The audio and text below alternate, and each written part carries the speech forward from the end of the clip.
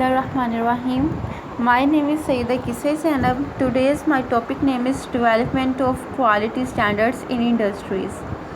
Now we will discuss about what is quality standards. सबसे पहले हम इसकी definition देख लेते हैं. Quality standards are defined as documents that provide requirements, specifications, guidelines or characteristics that can be used consistently to ensure that materials, products, processes and services are fit for their purpose. जब भी कोई policy एक तंजीम को इजाज़त देती है कि वो अपना प्रोडक्ट लॉन्च कर रहे हैं तो उसकी जो रिक्वायरमेंट वो 100% फुलफ़िल होनी चाहिए. हम इसको आगे ज़रा डिटेल में डिस्कस करेंगे. अभी सिर्फ ये देख लें कि जो भी एक स्टैंडर्ड की ऑर्गेनाइजेशन है ना, उनके कुछ स्टैंडर्ड्स होते हैं और उन स्टैंडर्ड्स को फुलफ़िल करना होता है. उसकी क्वालिटी चेक करनी होती है कि वो उसको 100% रिक्वायरमेंट्स को पूरा कर रहे हैं कि नहीं. नेक्स्ट हमारे पास है quality management system. It defines and establishes an organization quality policy and objectives.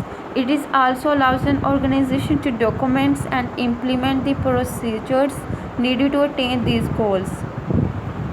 उसको बनाने का जो मकसद है उस प्रोडक्ट को या उस मटेरियल को, वो उसको डिफ़ाइन करता है कि उसके जो स्टैंडर्ड्स उन्होंने सेट किए हुए एक ऑर्गेनाइजेशन ने वो 100% श्योर होने चाहिए, उनमें किसी किस्म का कोई डाउट नहीं होना चाहिए. It is also a mechanism for maintaining and improving the quality of products and fulfill their quality objectives. और उसकी जो भी प्रोडक्ट की क्वालिटी है उसको इन्हेंस करे, उसके ऑब्जेक्टिव्स जो हैं उनको फुलफ़िल करे. और फर्स्ट जो हमारे पास इसकी जो मेन हमारा जो काम है वो हमने ये देखना कि इसके एडवांटेजेस और डिसएडवांटेजेस, मतलब कि जो वो खिदमत सर अंजाम दे रहे हैं उसमें किसी किस्म का कोई डाउट है कि नहीं है. नेक्स्ट हमारे पास है हु यूजेस क्वालिटी स्टैंडर्ड्स, कि क्वालिटी स्टैंडर्ड्स कौन यूज़ करता है, मतलब ये हम किस लिए इस्तेमाल करते हैं और कौन सी ऑर्गेनाइजेशंस हैं, कौन सी इंडस्ट्रीज़ है जो इनको इस्तेमाल करती हैं. Organization turns to standard for guidelines definition satisfying their customers quality requirements, ensuring their products and services are safe, complying with the regulations. अगर तो कोई कस्टमर इसको बाय करता है किसी भी मतलब के किसी भी शॉप से कोई प्रोडक्ट, इनकी ऑर्गेनाइजेशन जो इन्होंने स्टैंड मतलब के किए हुए सेट, तो वो उनको कस्टमर को इनसे किसी किस्म की कोई शिकायत नहीं होनी चाहिए. वो अपने कस्टमर को सेटिस्फाई करते हैं और उनकी जो क्वालिटी रिक्वायरमेंट्स हैं उनको फुलफ़िल करते हैं. इसका एक मेन पॉइंट ये भी है कि meeting environmental objectives, protecting products against climatic और अदर एडवर्स कंडीशंस. और अगर कोई ऑर्गेनाइजेशन एक प्रोडक्ट लॉन्च कर रही है तो उसका जो मेन मकसद ये है कि वो अगर भी किसी किस्म की कोई कंडीशन उसे प्रोवाइड की जाए. फॉर एग्जांपल हम वेदर देख लेते हैं, क्लाइमेटिक इश्यूज़ देख लेते हैं, तो वो उसके अंदर मतलब कि सरवाइव कर सके, अपने आप को मेंटेन कर सके. ये इसका मेन पॉइंट है. उसकी क्वालिटी 100% रहनी चाहिए, मतलब उसे बियर कर सके, बर्दाश्त कर सके. नेक्स्ट हमारे पास मेन पॉइंट है ISO 9000. Now we will discuss about what is ISO. ISO stand for international organization for standardization. In Greek word means equal. ये एक ऐसे इंटरनेशनल ऑर्गेनाइजेशंस के स्टैंडर्ड प्रोवाइड करते हैं कि जिसके अंदर हमें इक्वालिटी हो. ग्रीक वर्ड के अंदर इसका मतलब जो है वो इक्वल की है. And ISO wanted to convey the idea of quality, मतलब कि इसका जो मेन मकसद है वो यही है कि जो क्वालिटी की जो है ना उसकी जो रिक्वायरमेंट है उसको फुलफ़िल कर सकें. ठीक है. The ISO 9000 family of standards in related to quality management systems and designed to help organizations ensure that they meet needs of customers and the other characteristics. हमें सबसे पहले ये देखना चाहिए कि अगर एक प्रोडक्ट एक ऑर्गेनाइजेशन लॉन्च कर रही है तो उसकी जो क्वालिटी है वो किस तरह की है. फॉर एग्ज़ाम्पल अगर हम स्टूडेंट हैं केमिस्ट्री के, तो अगर केमिस्ट कोई भी फार्मेसी अगर हम देखें फॉर एग्ज़ाम्पल कि कोई मेडिसिन आ रही है तो उसका क्या साइड इफ़ेक्ट हो सकता है, हमने उस साइड इफ़ेक्ट को मिनिमाइज़ करना है और उसकी क्वालिटी को इन्हेंस करना है। मतलब कि हमें उसकी क्वालिटी जो है ना, अगर वो कस्टमर यूज़ कर रहे हैं, कोई भी अगर इंसान वो ले रहा है तो उसको उस चीज़ से शिकायत नहीं होनी चाहिए। ये इसी तरह स्टैंडर्ड्स को फुलफ़िल करके एक ऑर्गेनाइजेशन अपना प्रोडक्ट लॉन्च करती है। ISO deal with the fundamentals of quality management systems, including the 8 management principles on which the family of standards is based. अब जो ISO है ना, इसने 8 किस्म के मैनेजमेंट प्रिंसिपल्स जो है ना वो मतलब के बेस किए हुए हैं, ठीक है। और उन्होंने इसके ऊपर मतलब कि इन 8 जो स्टैंडर्ड्स हैं ना उनको फिल करके हम जो उसकी क्वालिटी है उसको चेकआउट कर सकते हैं। Why ISO matters, ISO matter क्यों करती है वो देखते हैं। Beyond the manufacturing quality standards, ISO certifications provide a real template for improving quality, the company culture and the better line। अगर तो एक ऑर्गेनाइजेशन ISO उसको पास आउट कर देती है, ठीक है, तो उसके पास एक सर्टिफिकेट आ जाता है सेटिस्फेक्शन का कि this product will be okay, कि अब जो हमारे पास जो प्रोडक्ट आ गई है वो 100% श्योर है, उसकी क्वालिटी भी 100% चेकआउट है। तो ये बड़ा इम्पोर्टेंट है। इंटरनेशनल लेवल पे ISO वर्कआउट करती है। ये आई थिंक 1987 के अंदर हुआ था, इसको लॉन्च किया गया था ISA को, और increased ideas to the opportunities entry into the market. Next जो हमारे पास है improvements in industries in the internet in better international processors, higher quality products that inevitably lead to happier customers, elimination of waste. मतलब कि हर चीज़ जो है ना उसको अकॉर्डिंग रख के ये अपना वर्क करती है। Developing the quality standards in industry, अब जो स्टैंडर्ड्स एक इंडस्ट्री के अंदर प्रोवाइड किए हैं वो 4 टाइप्स हैं उनकी, ठीक है, उसको हम देख लेते हैं। सबसे पहले right the documentation.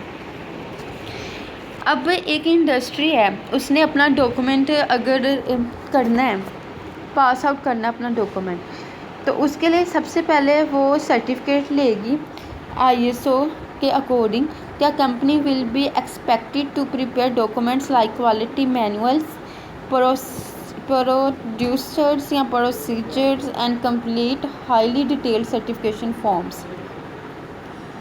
For example, अगर हम एक मटेरियल एक प्रोडक्ट लॉन्च कर रहे हैं, एक इंडस्ट्री या एक ऑर्गेनाइजेशन, तो उनका जो सबसे पहला मकसद है ना कि उसकी क्वालिटी को चेकआउट किया जाए, फिर उस चेकआउट जो क्वालिटी है उसको पास आउट करवाया जाए ISO के अकॉर्डिंग। ये इंटरनेशनल लेवल पे एक तंजीम है और उधर से पास आउट होके आएगी तो वो 100% श्योर होगा कि ये प्रोडक्ट ओके है।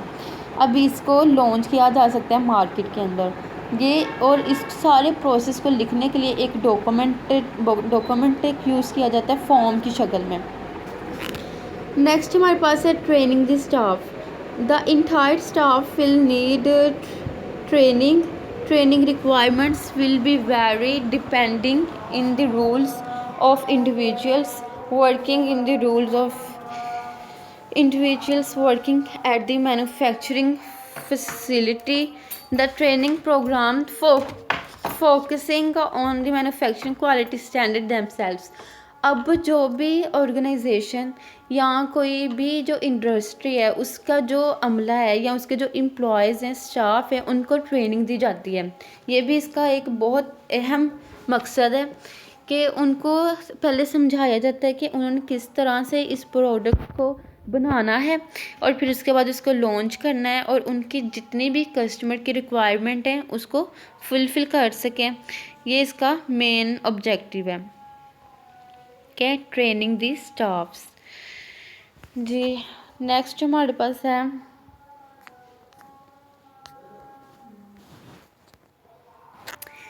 Practice with the newly adopted standards.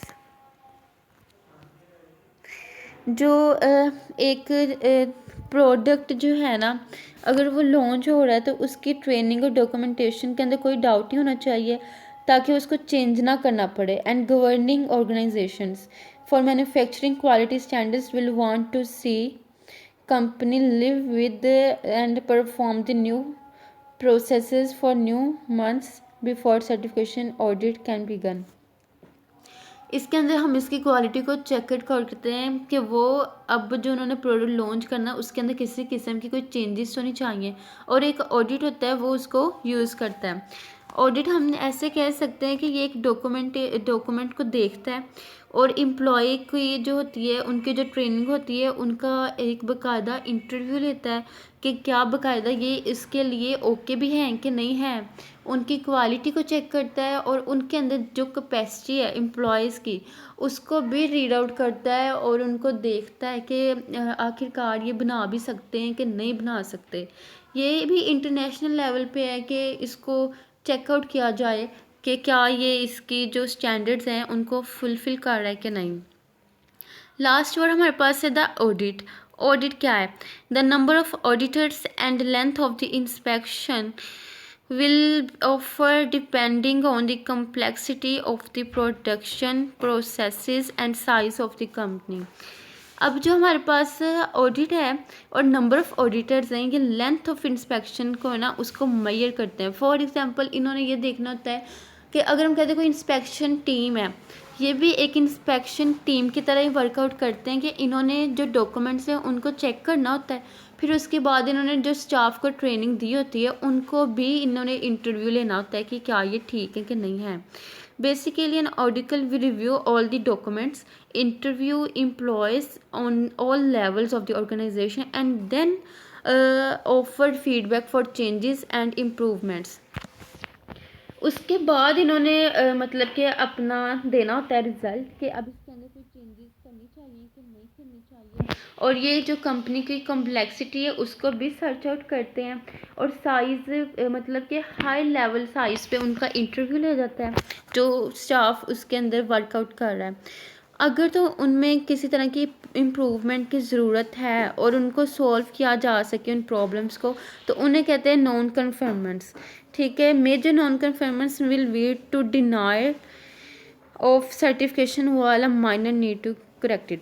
लेकिन अगर तो फॉर एग्जांपल अगर एक इंडस्ट्री ने एक प्रोडक्ट लॉन्च किया है और ऑडिट ने उसको सर्च आउट किया है या उस पर वर्कआउट किया है, तो अगर उसमें कुछ चेंजेस चाहिए, अगर वो हाई लेवल पे मतलब मेजर उसमें खराबियाँ आ रही है, तो वो उसको मतलब डिनाई कर देगा, वो इनकार कर देगा, आप ये लॉन्च ही नहीं कर सकते ये प्रोडक्ट। लेकिन अगर वो माइनर लेवल पे है तो फिर उसमें कुछ चेंजेस ला के उसको करेक्ट कर सकते हैं। ये हमारा आज का टॉपिक था, और जी शुक्रिया, थैंक्स।